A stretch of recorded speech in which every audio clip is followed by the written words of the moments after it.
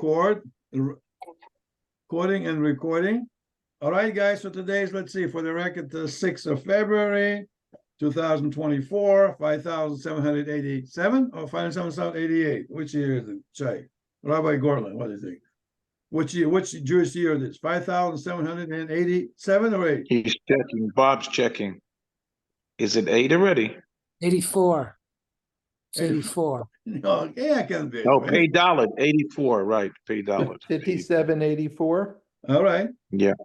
And today we're gonna start on the topic that which you didn't do it last time. Let me just show you, give me a couple of minutes and open to a discussion. Let me share the screen. We'll talk about a solution of the current issue with from the river to the sea. So we're gonna share the screen. How do I share the screen? Okay, here goes. Share the screen. Share. All right. Now. Well, I see the sea. You see the sea. Wonderful. Now you're going to see, just as an introduction, that's just, of course, you see the opening shot, right, honey? Mr. Beauty. Hi, honey. How you doing? So this is how South Africa genocide case against Israel played out in The Hague. So you can see this is South Africa, this is Yasser Arafat, this is His Majesty Adolf Hitler, but we're gonna close them and open this. This is from the river to the sea. When people say from the river to the sea, if you look at the map, this is an old map of Transjordan, gentlemen. If you look at the cutout in the bottom, there's Euphrates River and Tigris River in Iraq. And from this river, this Euphrates River, on this map, it's somewhere here, Euphrates River. This is Jordan, north of Jordan, Syria, to the west of Jordan, Israel, south of Israel, Egypt. And then over here is Saudi Arabia. So all this area from Euphrates River to the Red Sea, from the Euphrates River to the Red Sea, all that from the river to the sea, that is Palestine. That's okay with me. Of course, biblical depiction of Palestine, the Bible, the Torah, gives Jews the area much greater than only the area held by King David. It expands, if you look at all the way further out, much further out. But let not even go to this historical overview. Let's just stick even with the current day. So here's a Palestine, essentially where Jordan is, and here's Israel. So Palestinians can live in Palestine over here, on the east from the Dead Sea, and Israel, the Jews, will live on the west from the Dead Sea. Everyone will be living in peace. We can play soccer, sports, trade between Israel and Palestinians. Currently, King Hussein, the king, Hashemite kingdom. Hashemites are minority in Jordan, of course. Majority of people in Jordan are Palestinians, like 70%. But that's the same thing. Saudi Arabia also, it's the king of Saud, also minority among the tribes of the Arabia. But that's local politics of the Arab world. For us, and if we have this situation, here's Palestinian state, here's Israel, everybody should be happy. That's all I have to say. I'm going to unshare the screen and open for the comments and observations. Yeah, I'll make a comment, Lev, that Torah speaks about our presence from the Euphrates to the Mediterranean Sea. But in a closer reading, that's just a presence. It's not the promised land. It is pretty clear from when Moses died that the promised land goes from the Jordan to the sea, even though the land that goes all the way to the Euphrates, the Jews would be allowed to settle on. And we do know that 2 of the tribes did settle east of the Jordan River. But the land from the Jordan, so, there is some claim, and some Jews claim, that our true land does go all the way to the Euphrates. and that we do have a right to that, but we should, agree, I think, as Jews, that the land that is ours is truly from the Jordan to the sea, and that's the land that will be heritable to us. Yeah, Also, that's why I'm on this secondly, too. what's that? Yeah, I agree with you too. That's what the map I presented reflects your view. From the east, let it Palestinians be there, and from the west, it's Jews. Right. Everybody should- Also, you're using the word Palestinians, and it's very commonly said that Jordan is a Palestinian state, but since there's no such thing as Palestine, I'm not exactly sure how the term is constantly bantered about and if it means anything. I really don't know who those Arabs are that live in Jordan, but I think you made a very good point that exactly how to define them is not really our problem. It's not our problem at all. That they can call themselves Palestinians, they can call themselves Muslims, they can call themselves Martians. It really wouldn't matter to a Jew. The point is they can do whatever they want on the east side of the Jordan. I don't think they should matter either. I mean, like we get along with ourselves in the world, they should also be able to get along with them in the world. Why bother? Simple. Here's a boundary. This is for you guys, a big territory. Whether we call it Palestine. I mean, remember, guys, we had a whole lesson on the Palestinians. The Philistines. They came basically. It's from a son of Noah, from Noah, Ham. They came from Crete, and they came. The word Palestine, the Shai, which is Hebrew, will tell me the word Philistine, the police, la police means to invade, invaders. Polish, yes. It means to invade. They invaded from Crete and they settled where currently Palestine or Gaza area kind of is. They displaced original people, also descendants of Ham, Canaanites, and they stayed there. Later on, they essentially disappeared. But when Romans destroyed the temple just to rub it in to the Jews so that we should stay low after defeat, they called this land Palestina, Palestine, because they knew for the Jews the word Palestine was unpleasant because of the Philistines, and not current Palestinians, but those Philistines that they had to fight during King David's day, during King Solomon's days, King Saul days, and so forth. So Romans said, we're going to call this Palestine instead of being Israel. And the name remained. And later on, from the 7th century, many centuries, like 1,000 years later, almost 700 years later, when Muhammad came to the area where currently Israel is and other areas, to Jerusalem specifically, the 7th century, then Arabs essentially came with Muhammad. So Northern Africa over to Spain, to Portugal, and over to Europe a little bit. And then from this end, they came to Middle East area.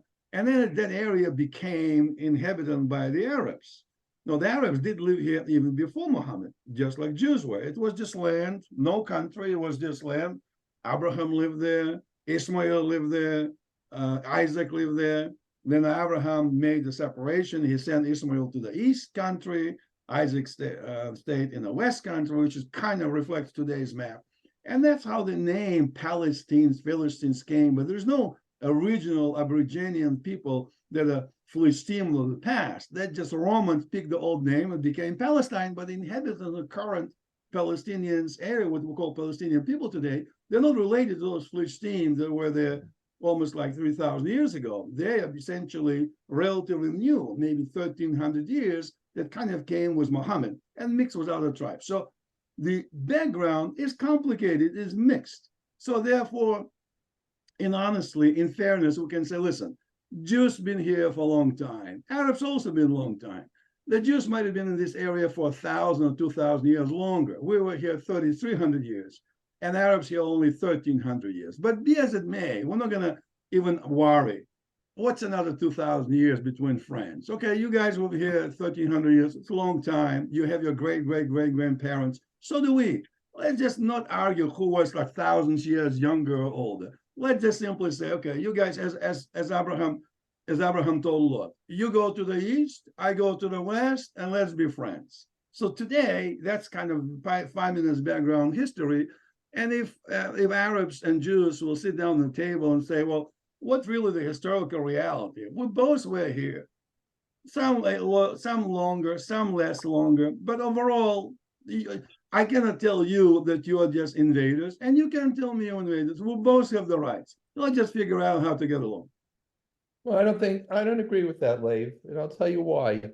For over 1,000 years, we've had the status of dhimmis, which means subservient populations within the Arab countries. And what happened over the last 100 years is not only we've been treated as dhimmis, but we've been expelled from every Arab country, literally. Look at it, expelled, size flying.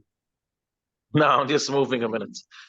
Yeah, but the problem is, Lev, with all this is that they want Jerusalem. How are you going to solve that issue? You know that.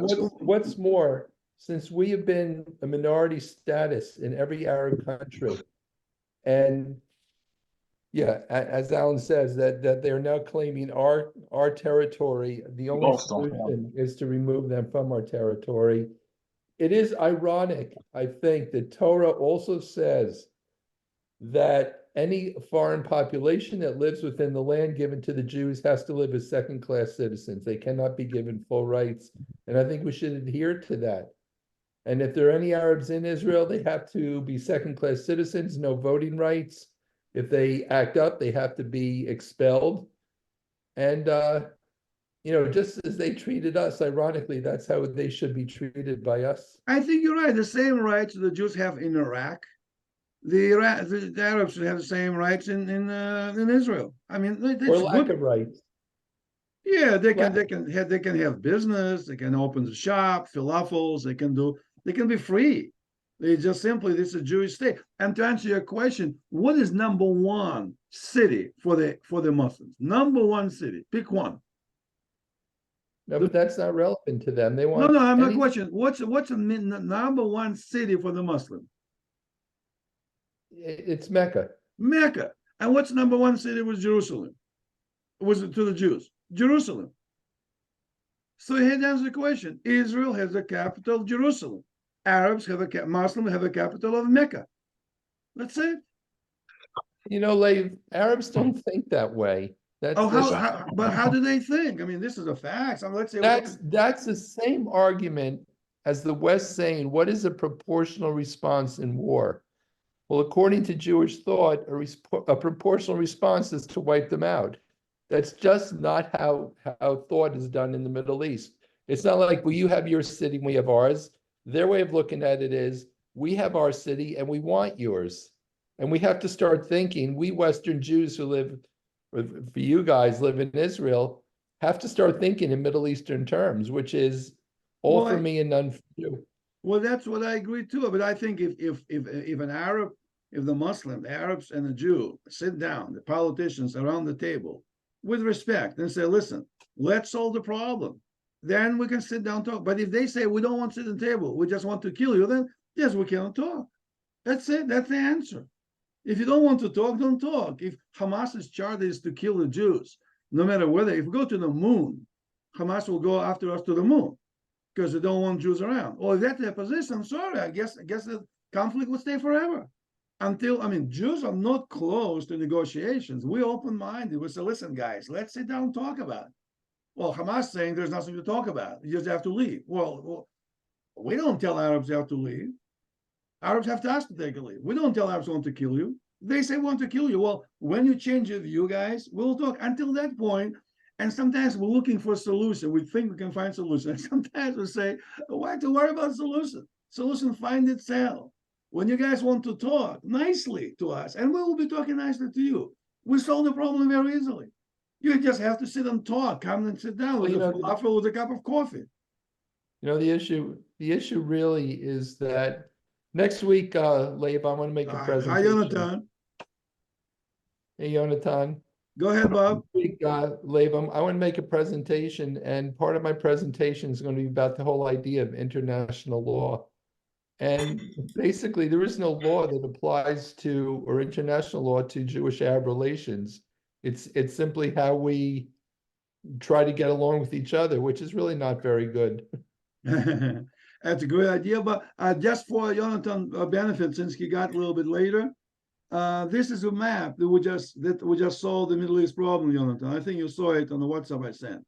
This is Palestine from a river, from Euphrates River to the sea, to the Red Sea, from here to here, which includes Jordan, some portion of Iraq, Syria, and some portion of Saudi Arabia. That's Palestine, let's call it, which is currently mostly Jordan. And on the west side, Israel. Here, capital of Israel is Jerusalem. Capital of Palestine is Amman or Mecca. Mecca is over here somewhere. They can choose. Problem solved. Here's a map of the Euphrates River, and this is Israel. How nice.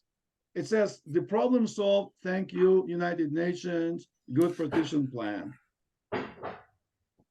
What do you think, Jonathan? Good.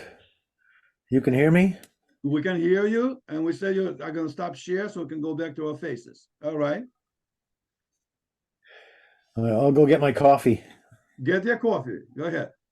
Okay, Rabbi Gorlin, what comments do you have? Where did Brad go? Brad, we just ran away. You see something? Brad is moving around.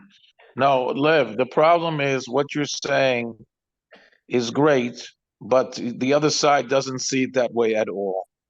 So it's like, great that you want it that way, but if they were here representing themselves, they would totally not agree. And that's what the issue is. But if they don't, compromise means compromise. So I don't know how you're going to work it out. Well, if they don't agree, my question: what exactly you want? And the answer: we want everything. We want you guys, Jews, go to the moon. Well, we're not going to the moon. Then conversation is over. Of course. Conversation is over. My friend told me. Let's hear opinions from other guys now. You made your point. Let some of these other guys make theirs. All right, okay, Brad. Tom, what do you think of Arab voting rights and citizen rights in Israel? Well, what do I think of them? Do you agree that they have a right to voting rights and to citizen rights? Oh, yeah. Oh, wow. It's difficult. If I think like a typical Jew and take the other guy's side, of course, I would call them second-class citizens because they live in a Jewish state. But if otherwise they're happy living in a state which is the only democracy in the Middle East, and they can have gay rights and women's rights and have 70,000 lawyers and I don't know how many doctors and every other right that there is according to a citizen of Israel, the Jews would say that they are first-class citizens. They probably themselves would classify themselves as second-class citizens. I'm sorry that feel that way, but that's as far as I'm concerned, that's the way it is, because this is a state of its citizens, but it's a Jewish state. Well, in view of the fact that Torah does not allow foreigners to have citizen rights in our land, and the fact that the Jews have been thrown out of every Arab country, do you feel any obligation to give voting rights to Arabs in Israel?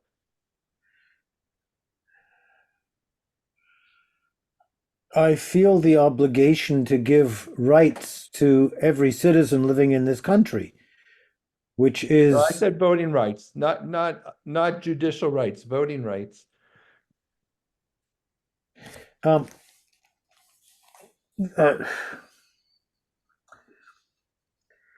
As long as along with those rights comes the obligation of all the Jews to keep the birth rate up, to make sure that we stay in the majority, yes.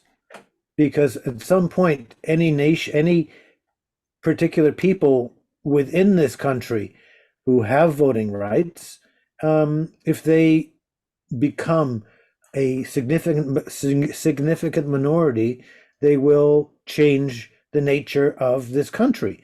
Which is exactly what we're seeing in France and England and Norway, in the US now.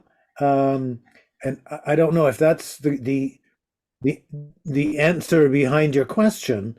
Then it's a double-edged sword to give them voting rights.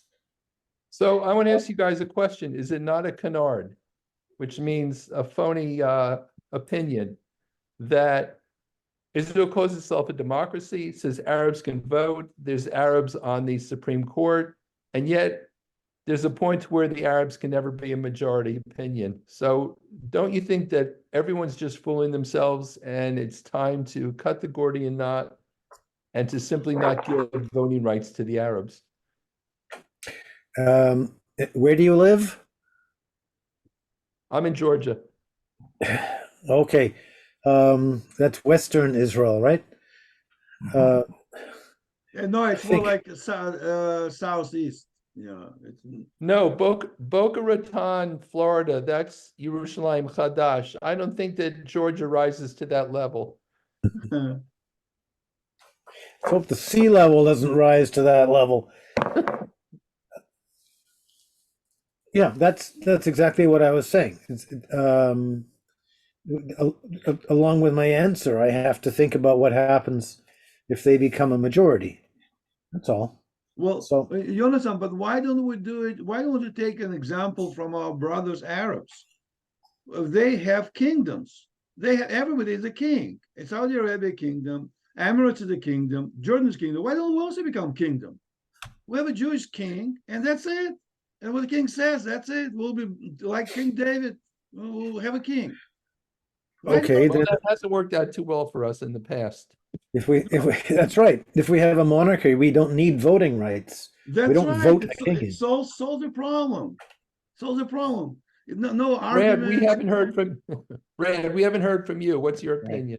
Well, a couple thoughts. First of all, there's a play called "May We Please Have the Moon" by Janet Tiger, Tiger. She writes a lot of Holocaust stuff and plays and stuff. It's on the internet in total. It's a short story, and I recommend you all read it. Okay, seriously. May we please have the moon. Next thought, I think that everything goes back to money. And money is what, I mean, it's really what makes the world go around, all the action. One of the things that you see is the leaders of Hamas all live in Qatar, not in Gaza. And the total net worth is 11 billion with a B. So it's all about money for them. Now they keep their people in a bad way. They do that intentionally, of course.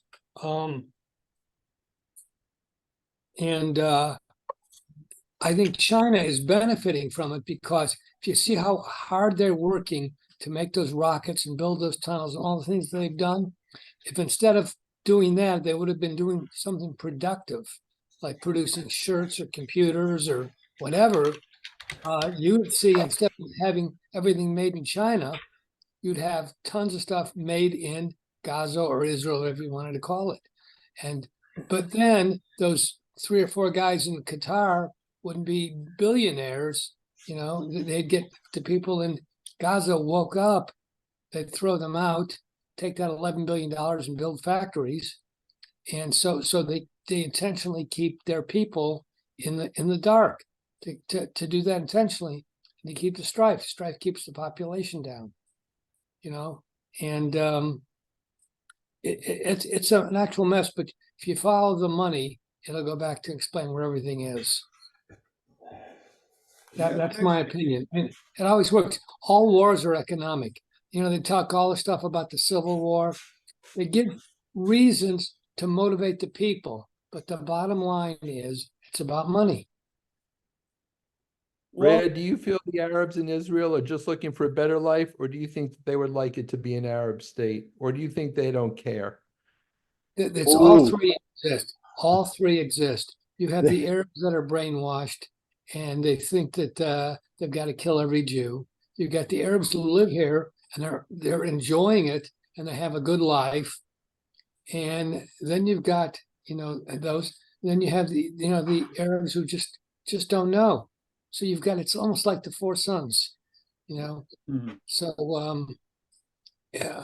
they just but they say that an Arab in Israel, an Israeli Arab, has more freedom and a better life than the Arabs in the Arab countries.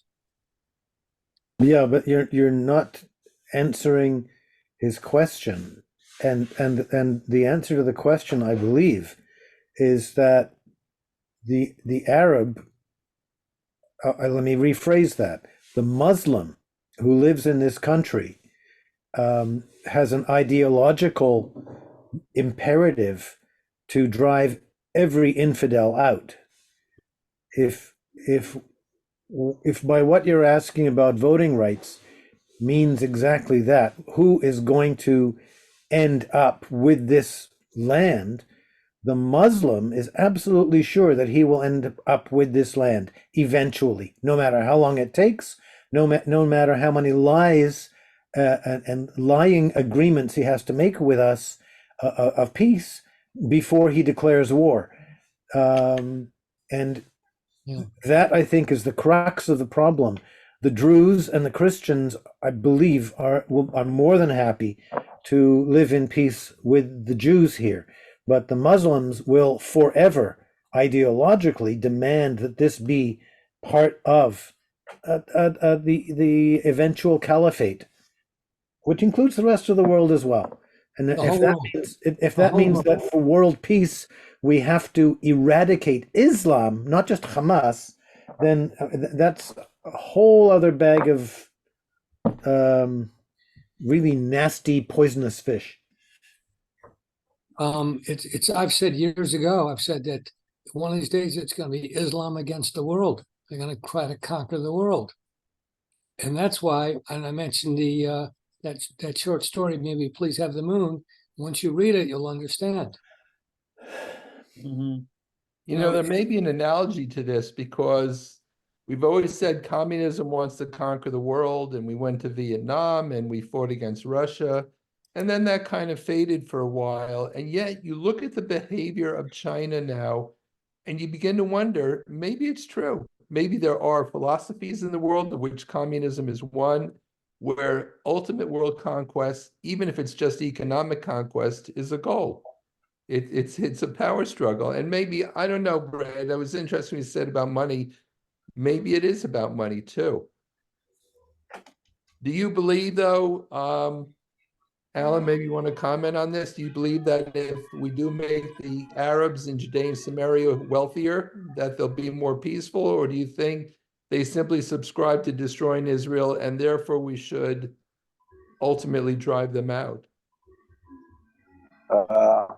I think the more comfortable they feel, they're going to try to take over more and more. Yeah, so that's the problem a little bit. I think once they realize the weakness, they always say that. You know, that when Esau feels that he's in charge, then Yaakov became weaker. So even though it might seem funny, but that's what it is. And we have property in Efrat. And if you give the people all around there, they work in Efrat and everything else. But the bottom line is if they feel like that they have a lot of money, then they probably feel like they can take over the leadership in the government. And I think that's going to cause a problem. Yeah. I'm actually against it. I think there should be two states, like Lev says, a lot of it. But the problem is they're not going to buy that they're going to take the East and we'll take the West. That's the big problem. At what point do you guys, because even here, even on CNN, of all places, they have said outright that the idea of the two-state solution is an idea whose time is gone. Would you say that most Israelis understand that idea has long sailed? You're asking the wrong crowd. You have to ask the people who have been on the left for their whole lives and their parents and their grandparents. And In ask Israel? them. In Israel? In Israel, yeah. I think not just the left, not just Israel's liberals, but the left. They have an ideology which has become their religion, and for the left, particularly the secular left, I don't know if there is a religious left unless it's just the Reform community. I don't know. I don't think so.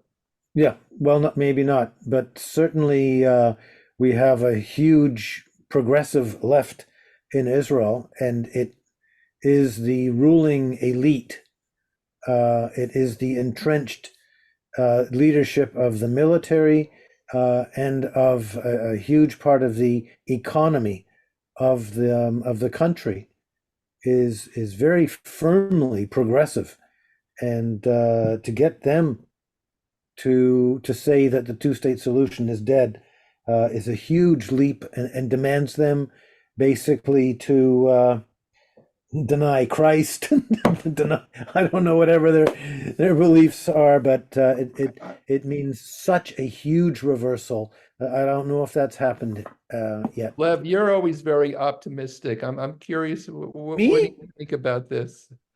Who? Not me. No, Lev, Lev, yeah. what do you think? Lev, You're yeah. very optimistic about Arab-Jewish relations. Do you think that there is a two-state solution anymore?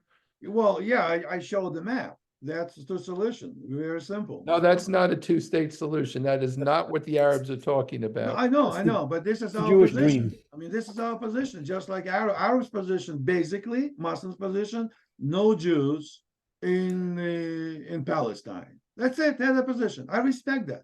My You position mean no is, Arabs in Palestine? yeah, No, their view is no Jews anywhere. We have to be on the moon. And my position is no. no, we can't. We're not allowed to be on the moon. The moon is Islam. They've been there since time immemorial. Even better. Hi, Howard. So anyway, so that's their Hi. position. I respect that position. They basically want to annihilate us. My position, I don't want to annihilate them. I just want them to live in Jordan. Jordan is a big country. It's a lot So of what? They can take 2 million people, say 5 million people, and live in peace. If they don't want to do it, they say, no, we want to kill you. We don't want to go to Jordan. Then we just simply have disagreement in our views. You Yeah, want so to you- kill us, yeah. and I don't want to be killed. That's it. Lev, you can- Jonathan, you don't Lev, think there's a one-state solution? you think can that- want me to live in Kiryat Motzkin, and you can want as much as you want.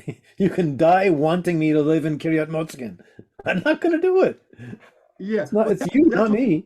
that's why I'm saying this position is not going to be resolved. But you ask a question, Bob, am I optimistic over time? Because Islam is young, only 1,300 years. It's not a lot of time.